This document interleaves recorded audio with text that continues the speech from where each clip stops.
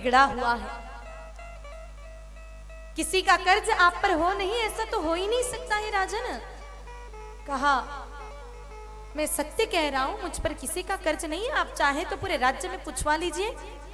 कहा पूरे राज्य में पूछने जाने की क्या आवश्यकता है, इस महल में ही एक व्यक्ति ऐसा है जिसका कर्ज आप पर है। कहा इस महल में कौन? कहा इस संसार में भले और किसी का कर्ज आप पर हो ना हो, लेकिन आपकी मां का कर्ज आप पर है। कहा मेरी मां से तो मैंने कुछ लिया ही नहीं, फिर भला उनका कर्ज कैसे मुझ पर है? कहा हर बेटे पर अपनी मां का कर्ज होता है राजा टोडरमल। राजा टोडरमल जी को विश्वास नहीं हुआ, दौड़े दौड़े भागे भागे गए अपनी मां के पास और मां को कहा मां एक संत पधारे महल में, कहते हैं कि मुझ पर आपका कर्ज है, मां बात सत्य है क्या? मां हल्के से मुस्कुराई और कहा हाँ बेटा बात तो सच है, प्रत्येक बच्चे पर अपनी मां का कर्ज होता है ना मेरे लाल, इसलिए तुम पर भी मेरा है। जैसे ही राजा टोडरमल जी ने बात तो सुनी, राजा टोडरमल जी को थोड़ा क्रोध आया। राजा टोडरमल जी कहने लगे मां बाकी जितने भी बच्चे हैं इस संसार में सब पर अपनी मां का कर्ज होता होगा, कोई बात नहीं, लेकिन मैं नहीं चाहता कि मुझ पर किसी का कर्ज रहे।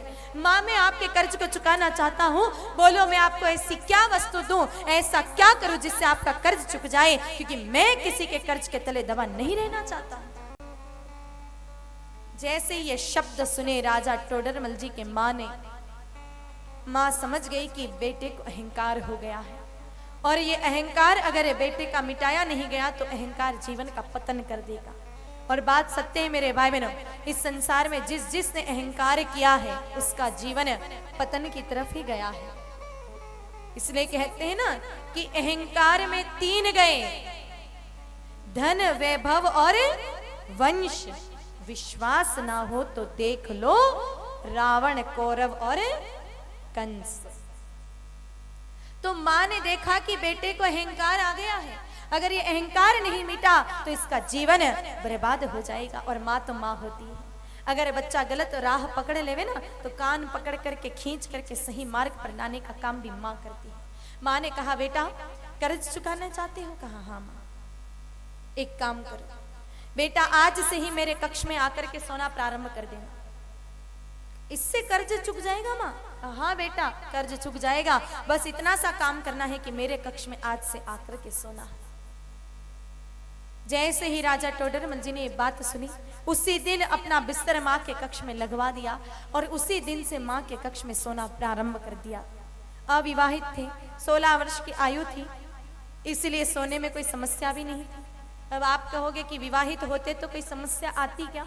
बिल्कुल आती, क्योंकि कुछ कुछ पत्नियां ऐसी होती हैं जो अपने पति को मां के पास बिल्कुल नहीं जाने देती, पता नहीं डोगरी क्या ही सिखा देगी। इसलिए जब भी अगर कोई बेटा मां के पास चला जावे तो इधर महाभारत का युद्ध छेड़ देती है। इसलिए कई बार माएं मना कर देती है कि भाई मत आ, क्योंकि तू इधर 2 मिनट भी मेरे पास बैठ गया तो उधर महाभारत हो जाएगी। तो ये समस्या ही नहीं थी, अविवाहित थे, 16 वर्ष की आयु थी, इसलिए उसी दिन से मां के कक्ष में सोना प्रारंभ कर दिया। सोते सोते सोते सोते कई दिन बीत गए मेरे भाई बहन। राजा टोडरमल जी विचार कर रहे हैं, इतने दिन से मैं अपनी मां के कक्ष में सो रहा हूं, लेकिन कर्ज चुक गया ऐसा तो कुछ लगा ही नहीं। रोज सोता हूं, उठकर वापस काम में लग जाता हूं और वापस रात को आकर सो जाता हूं, तो कर्ज कैसे चुका? जैसे ही विचार हृदय में आया, मेरे भाई बहनों संयोग ऐसा बैठा कि उसी दिन मां बीमार हो गई, मां को ज्वर आ गया। दिन भर अपना काम धाम निपटा करके राजा टोडरमल जी मां के कक्ष में पहुंचे, अपना जो बिस्तर लगा हुआ था उस बिस्तर पर लेट गए और थकान इतनी अधिक थी कि लेटते ही नींद आ गई। जैसे ही नींद आए हुए 2 मिनट हुए थे कि मां ने आवाज लगाई, कहा बेटा टोडर प्यास लगी है बेटा, थोड़ा पानी पिला दो। राजा टोडरमल जी ने मां की आवाज सुनी तो उठ गए, मां को पानी दिया। मां ने मात्र 1 घूंट पानी पिया और वापस पात्र लौटा दिया। राजा टोडरमल जी फिर सो गए। सोते हुए 2 मिनट हुए थे कि मां ने फिर ही आवाज लगाई, कहा बेटा टोडर प्यास लगी है बेटा, पानी तो पिला दो। राजा टोडरमल जी दोबारा फिर उठे, माँ को पानी दिया, माँ ने मात्र एक घूंट पानी पिया और वापस पात्र लौटा दिया। राजा टोडरमल जी फिर सोए। सोते हुए 2 मिनट हुए थे कि माँ ने तीसरी बार फिर आवाज लगाई। कहा, बेटा टोडर, प्यास लगी है बेटा, पानी पिला दो। इस बार उठते समय दोनों हाथ तख्त पर टिकाने पड़े, तब जाकर उठने में आया। जो भाव 2 बार पानी पिलाने में था, अब वो भाव तीसरी बार में नहीं बचा है, क्योंकि बार बार उठना पड़ रहा है, इसलिए क्रोध आ रहा है। माँ को भी लग रहा है कि धीरे धीरे बेटे को परेशानी शुरू हो गई है, लेकिन अभी माँ ने कुछ नहीं बोला कि लोहा तप रहा है, तपने दो, जब अच्छा तपेगा तब चोट मारेंगे तो ये आकार लेगा।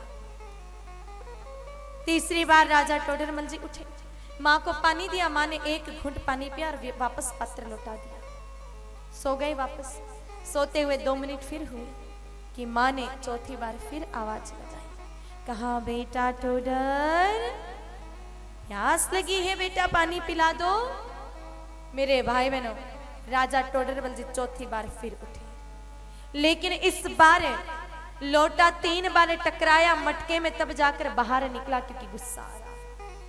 माँ को पानी दिया, लेकिन अब तक माँ का ज्वर इतना बढ़ गया था कि ज्वर के कारण थर थर थर थर थर थर हाथ कांपने लग गया। जैसे ही लोटा हाथ में रखा, कंपन के कारण वो लोटा नीचे गिर गया, पूरा बिस्तर गीला हो गया।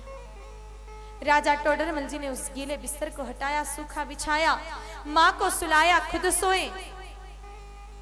और सोते हुए फिर जब 2 मिनट हुए कि माँ ने 5वीं बार फिर आवाज लगाई। कहा, बेटा टोडर, प्यास लगी है बेटा, पानी पिला दो। इस बार टोडरमल जी उठे। मेरे भाई बहनों, क्रोध इतना आया कि माँ को झटके से पानी दे दिया। फिर भी माँ उस जल को पकड़ नहीं पाई। फिर से बिस्तर पूरा गीला हो गया। मेरे भाई बहनों, गीले बिस्तर को फिर हटाया, सूखा बिछाया, और सोते हुए 2 मिनट हुए थे कि छठी बार फिर आवाज लगाई। कहा, बेटा टोडर, प्यास लगी है बेटा, पानी तो पिला दो। बुखार आया है ना, ज्वर आया है मेरे लाल, इसलिए बार बार प्यास लग रही है बेटा, पानी पिला दो। अब क्रोध गले गले तक पहुंच गया है। पानी लिया मटके में से, माँ को पानी दिया। माँ इस बार भी उस लोटे को, उस पात्र को पकड़ नहीं पाई, और पूरा बिस्तर फिर गीला हो गया। और इस बार मेरे भाई बहनों, जैसे बिस्तर गीला होते हुए देखा राजा टोडरमल जी ने, क्रोध जो गले गले तक पहुंच गया था, अब वो बाहर आ गया। और राजा टोडरमल जी जोर से चिल्ला कर कहने लगे, माँ, आप ये क्या कर रहे हो? मैं दिन भर से थका हारा आया, विचार किया था विश्राम करूंगा, आराम करूंगा, सोऊंगा, लेकिन आप हो कि सोने नहीं देती। हर 2 मिनट में कहती हो कि प्यास लगी, प्यास लगी, प्यास लगी, और पानी तो पीती नहीं हो। 2-2 घुट पानी पी करके वापस पात्र लौटा देती हो, या फिर हर बार बिस्तर गीला कर देते हो। ना खुद सोते हो, ना मुझे सोने देते हो। अब प्यास लगे तो खुद उठ करके पानी पी लेना, बाकी मुझे परेशान मत करना। पूरी रात बिगाड़ दी मेरी ऐसी ही।